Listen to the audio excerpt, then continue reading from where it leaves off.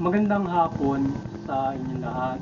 Ito po si Herbert Curia, author, promoter ng Bible Lives Promote. Kakibat ang ating pananalig sa ating banal na Panginoon Diyos. Banal na Panginoon sa bayan ng Piliwanagan ni Banal Santa Maria ay ating pong ibinabahagi sa inyo sa linggong ito ang mensahe ng ating banal na Panginoon Diyos. Yung tema ng mensahe ng ating banal na Panginoon Diyos ay Care for the Children. Ngayon, babasahin ko po ang mensahe ito mula po doon sa Bagong Tipan o Mabuting Balita ng paghahari ng ating banal na Panginoon Diyos sa pamamagitan ng banal na Panginoong Jesucristo. At ayon po dito sa 1 Tesalonica, Kabanata 4, Talata 11, ito po ang mensahe. Kapan ninyong mamuhay ng tahimik. Ang inyong harapin ay inyong sarili, ay ang sarili ninyong gawain. Magpagal kayo para sa inyong ikakabuhay tulad ng sinabi namin sa inyo. Pagpatuloy po ng 1 Pilipos, Kabanata 4, Talatang 6. Ito po ang mensahe. Huwag kayong mabalisa tungkol sa anumang bagay. Sa halip ay hingin ninyo sa Diyos ang lahat ng inyong kailangan sa pamamagitan panalangin may pasasalamat. Ipagpatuloy po natin kay Apostol San Lucas, Kabanata 11, Talatang 9 hanggang 13. Ito po ang mensahe. Kaya sinasabi ko sa inyo, humingi kayo at kayo'y bibigyan. Kumanap kayo at kayo'y makasusumpong. Kumuto kayo at ang pinto'y bubuksan para sa inyo, sapagkat tumatanggap ang bawat humingi. Sumpong ang bawat humahanap, at bubuksan ang pinto sa bawat kumakatok. Kayong mga ama, bibigyan ba ninyo ng ahas ang inyong mga anak kung humihingi ng isda? Bibigyan ba ninyo siya ng alakdan kung siya humihingi ng itlog? Kung kayo na masasama ay marunong magbigay ng mabubuting bagay sa inyong mga anak, kung gaano pa kaya ang inyong Ama sa langit, ibibigay niya ang Espiritu Santo sa humihingi sa Kanya. Ipagpatuloy po natin kay Apostol San Marcos, Kabanata 10, Talata 13 hanggang 16. Ito po ang mensahe. May nagdala ng mga kay Jesus upang hilingin ipatong niya sa mga ito ang kanyang kamay. Ngunit pinagwikaan sila ng mga alagad. Nagalit si Jesus nang makita ito. Sinabi sa kanila, pabayaan ninyong lumapit sa akin ang mga bata. Huwag ninyo silang sawayin, sapagkat sa mga katulad nila naghahari ang Diyos. Ito ang tandaan nyo. Ang sino mang hindi tumanggap sa paghahari ng Diyos ng isang maliit na bata ay hindi mapapabilang sa mga pinaghaharian niya. At kinalong ni Jesus ang mga bata. Ipinatong ang kanyang mga kamay sa kanila at pinagpala sila. Ipo natin sa mga gawa, Kabanata 7, Talatang 1, at ito po ang mensahe. Ang naghahari naman noon sa Ehipto ay hindi nakakapilala kay Jose. Sinil niya ang ating lahi, inutos niya sa ating mga ninuno na itapon ang kanilang mga sanggol upang mamatay. Ipinanganak si Moises, isang batang pinalulugan ng Diyos. Siya ay inalagaan ng 3 buwan sa bahay ng kanyang ama. At nang itapon siya ay inampun naman ng anak na magkaroon at pinalaking parang sariling anak. Inuwa si Moises sa lahat ng karunungan ng mga Ehipsyo at naging dakila sa salita at sa gawa. Ngayon ay ito po ang mensahe at salita ng ating banal na Panginoon Diyos. Ating po siyang pasalamatan. Pinasasalamatan po natin ang ating banal na Panginoon Diyos, Panginoon Jesucristo, gayon din ang banal na Santa Maria at ang Espiritu Santo. Ipaliliwanag ko po ngayon ang mensaheng ito mula sa tema na Care for the Children. Ngayon ay nais pong ipabatid po sa atin ng ating banal na Panginoon Diyos ating pangangalaga o pagkalinga sa mga bata. So sapagkat nais may ipabatid sa atin ng Diyos kung gaano kahalaga sa Kanya ang mga bata, sapagkat sa mga pamamagitan nila sa kanilang pagiging inosente ay doon yan. At sila ay pinagpapala ng ating banal na Panginoon Diyos mula sa Panginoong Jesucristo. So, ang Diyos o ang Panginoong Jesucristo man ay nagagalit kung ay hindi ay inyong ito ay inyo silang hindi mabuti o i-discriminate natin sila sa paglapit sa ating Panginoon, o sila ay hindi natin yun ang halaga para sa Panginoon. So yan, kaya sa ganyan, upang mapangalagaan ng bawat isa yung mga bata ay yung mga tao na mayroon either foster parent ka o magulang ka o ikaw man ay siyang guardian, so magkaroon ka ng mahusay na magtrabaho ka, mamuhay ka ng tahimik, sikapin mo na magpagal para sa pamilya mo, sa anak mo, sa mapangalagaan mo yung anak mo. At pangunahin ay huwag kang mabalisa tungkol sa anumang bagay. Kung nagkaroon ka ng pamilya, anak, dumami man yan, sumibol man yan, hindi mo single parent ka, unwanted pregnancy. So, huwag tayong mabalisa sa anumang bagay. Sa halip ay dumalangin tayo sa ating banal na Panginoon Diyos at hingin natin yung ating pangangailangan na mayroon. So, tayo ay kung ano man yung, huwag tayong mabalisa sa lahat ng bagay. Kung kinakabalisa natin yung pagpapalaki ng anak, dalangin tayo sa ating banal na Panginoon Diyos para pagkaloob niya yung ating pangangailangan. Bibigyan niya tayo mo.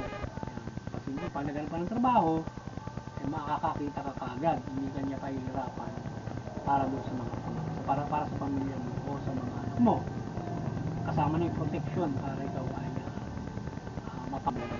mga anak mo. Yan. Kaya sinasabi tayo ay ano man yung kalalagayan mo sa buhay, manampalataya ka, kaya kung ikaw ay dumadalangin, kung ikaw ay humahanap, kumakasok, pagkakalob sa iyo yung pangangailangan ng ating banal na Panginoon. Basta tayo ay manampalataya ng lubos, asahan natin siya at mayroon tayong gawa para tayo ay kanyang tulungan.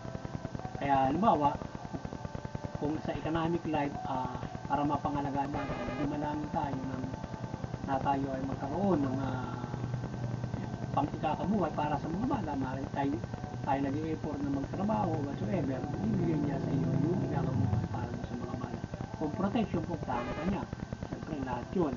So, kaya yung Panginoon Diyos, siyempre, ay ibibigay niyo sa atin yung mabubuting bagay para tayo ay mapamuhay. Lalong-lalo na yung anak. So, ang Panginoon ay hindi ka pumabayaan na yung mga anak mo ay lumaki na hindi yung mga anak mo ay magutom. Nasa sa atin kasi yung problema yan kapag yung mga bata ay nagkakaroon. Just because the parent is hindi na ina-attend nila yung mga anak nila, hindi nila pinapangalagaan. So, kaya nagka-problema yung mga anak. Magugutom, ganun-ganun. So, yung parent ay dapat ay, kung ikaw ay magsisikap na may pananampalataya, bubuhay kayo ng dalawa, yung pamilya mo at saka yung mga anak mo. Basta't magkaroon ka lamang ng effort. So, kahit saan ka pang, kahit wala ka pang bahay, ganun, mabibigyan at mabibigyan. So, yan. At andyan naman din yung pamahalaan na ginagawa ng Panginoon para ito ay makatugon doon sa kanyang authority para yung lahat ay masabdyo niya itong earth na ito. Pakinabangan natin lahat patas ayon pa nga sa karapatan sa ating modern world na balangkas para dyan umahagi ng patas sa ating pamumuhay. So sa panahon kasi ng Panginoon sa Kristo, binigay yung mga karapatan niya sa pamumuhay ng mga Kristiyano. Kaya in our modern time, hindi lang doon sa panahon ng panahon ng mga Kristiyano yan ma-implement. Sa ngayon ginagawa na yung buong mundo ay nagkaisa na mamuhay ayon dun sa karapatan. So isang napagandang bagay na hindi alam ng iba, siyempre hindi na fulfill na ma-implement yung human rights. So kaya yun ay pinag-ibayo at patuloy. So yun ay kailan lang naman yan nasimulan ng ating buong mundo noong matapos yung Second World War, 1945 yata, 1946. So hanggang ngayon, ilang siglo pa lang yan, patuloy na pinag-iibay para lahat mamuhay ayon sa karapatan. So meron tayong sustainable growth nakabase sa karapatan. At sana tayo, yung Panginoon Diyos gabayan yun para lahat mamuhay ayon sa karapatan. So within that, napapangalagaan yung mga children for its rights. So kung tayo mamuhay sa karapatan, and then the child. So, ikaw na kabilang magulang sa bata, may karapatan ka para makapamuhay. At yung bata, tulungan din yung ating pamahalaan from their service, government service. So, yan at at kung ikaw ay halimbawa, yung mga bata, kung ikaw man ay tayo ay magkaroon ng kahabagan sa bata, kung kinakalambagin kang isang foster parent, isang guardian, o ikaw yung a-adapt sa isang bata, kung para makatulong ka na kaibsan, halimbawa yung isa ay makatulong ka sa kanyang pamumuhay, so gawin natin para tayo ay makatulong. So ano man tulong maibigay kung darating man sa punta niya, pero pinakamahalaga matulungan mo na pagpalaki mo ng mga anak. Meron kasi mga tao na mga walang anak, so sila ay meron namang mga bata na talagang limawa yung naulila. So yun yung mga nauwi sila doon sa mga kalinga, meron kasi mga naulila, na-abandon ng mga magulang. So doon sila, yung mga yon ay kinakahabagan na pwedeng i-adapt yung mga ganun. So kung ma-adapt yung ganun, pero nga tinatapon pa yung iba na so ngayon ay yung mga magulang, iwasan nyo na kayo ay magkakaanak. So pilitin nyo humingi sa Panginoon Diyos para mapalaki nyo yan. Ngayon doon naman sa mga mga tao mga walang anak or even may anak meron kakayanan, at lalo na sa pamahalaan, pag ibayuhin yung kalinga doon, kakamali na ganun na nangyayari, na yung iba ay na-abandon, yung iba naman ay naulila. So yan nag-aabuti yung mga bata, pero ang street children, tapos ay yung iba ay pwede nilang i-adapt yun, yung mga ganun klaseng situation. Pero yung sa panahon ngayon na mayroon nangyayari sa bansa ng mga online selling, so yan ay huwag yan ay iwasan yung mga ganyang bagay for the adaptation, dahil sa yung daanin nito sa gustong proseso kung paano tayo magiging concern to the others sa mga bata. So maging concern, alagaan yung mga bata in a rightful way, muna Diyos at makabatas na pamamaraan, pero doon sa maling pamamaraan wag. So na yung mga bata ay bibilihin o whatsoever, daanin ito sa gustong proseso. Yan ang dapat gawin natin para tayo ay makatulong doon sa mga bata, alagaan sila. Marami kasi mga bata na yung ay naulila yung mga bagay.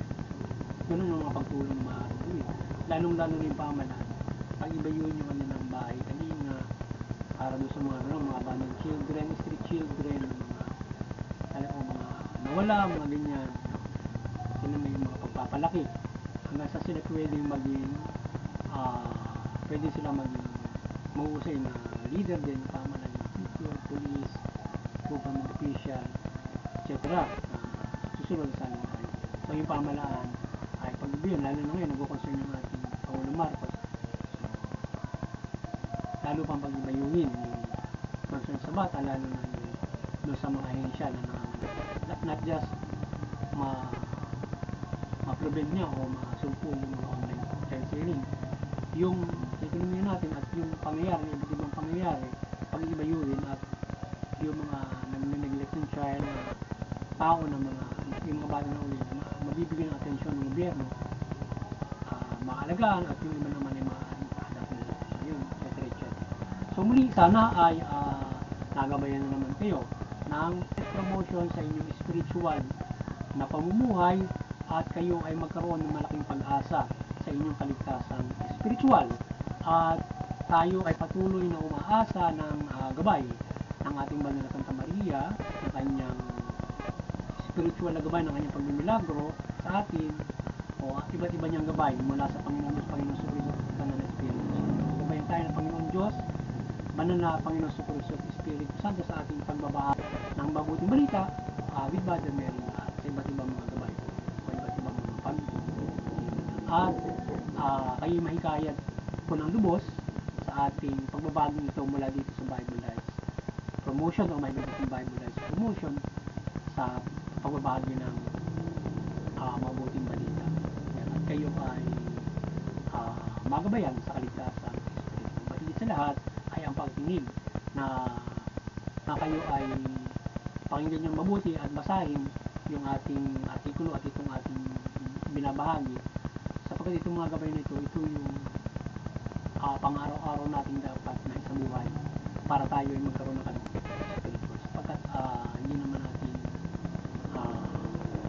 makikilala yung liwanag o kung sino mang umapir doon kung hindi naman siya magsasalita sa ating panahon. So siya ay nagsasalita doon sa mga propeta, mga anak at mga nagbabahagi. Ito kagaya natin. So ngayon ay kapag gumabay sila, makikilala natin yung gabay na yun. So hindi basta makikilala ang mga gabay na yan kung wala itong mabuti. So at ito yung magbibigay sa atin ng kaligtasan. Dahil yung mabuting balita, yung nilalaman noon, yun yung isa sa buhay natin. Parang kumbaga para siyang Republic Act government. Yan yung susundin. Kapag hindi mo nasunod yun, yan yung husgan ng Diyos sa atin o ng Panginoon sa Kristo pagdating ng paghuhukom, yung mabuting balita. Yung mabuting balita, kapag hindi mo nasunod yun ang iba, parang pinakang i-judge sa yun ng Panginoon sa Kristo. How you abide it or not. Parang batas. Sinunod mo ba o hindi yung batas para makulong ka o hindi. Ganon din sa paghuhukom. Ngayon, yung guidance ni Lord, marami naman siyang guidance. Spiritually, yung mga kakaiba, yung mga miracles, yung mga ganyan. But definitely, maraming gabay ang manlalapin na ating aasahan sa buhay. Even though, itong mabuting balita, isang katutak na kababalagan nito. Ngayon, kung isa sa buhay mo ito, ay doon kagagabayan yung pananapin. Pananampalataya, at pwede tayong humiling. Pwede tayong humiling at ipagkakadom. Kaya nga, kagaya ng ating sinasabi ngayon sa mga single parents, huwag tayong mabalisa, manalangin tayo at ipagkakadom sa ating Panginoon sa ating mga bagay. Diba? So yun, muli doon naman sa interfaith unity, patuloy tayong magkaisa. Panawain natin yung bawat mga reliyon, hindi tayo mauwi sa sigalutan, karasan, at mga labanan. Makakahikaya tayo ng pagkakaisa ng mga reliyon, nagkakaisa ng mga bansa, at nung pagpapaigting ng pagkakaisa ng bawat mga bansa at bawat mga lahi lipi. Yan, hanggang sa takbong panahon. At doon sa CBCP and Vatican Church, patuloy ngayong maliwanagan ng ating banal na Panginoon Diyos, Panginoon sa Kristo, banal na Espiritu Santo, mula sa banal na Santa Maria. So kayo mapaliwanagan at patuloy niyo mahikayat yung sangkatauhan sa pananampalataya ng Panginoon Diyos mula Panginoong Jesu Kristo. Yan.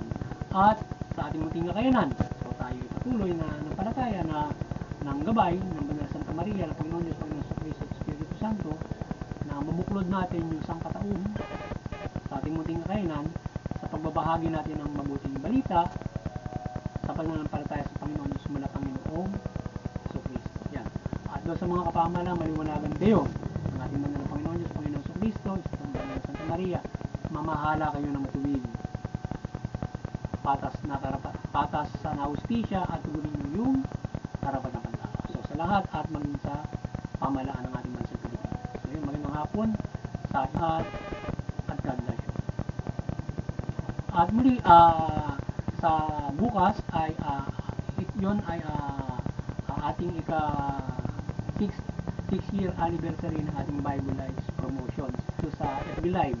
Pero yung ating Bible Lives Promotions ay 22 years na siya mula March 20, 2022 hanggang ngayon. So kalisabay niya yung ating Human Rights Promotion. So dalawa yung ating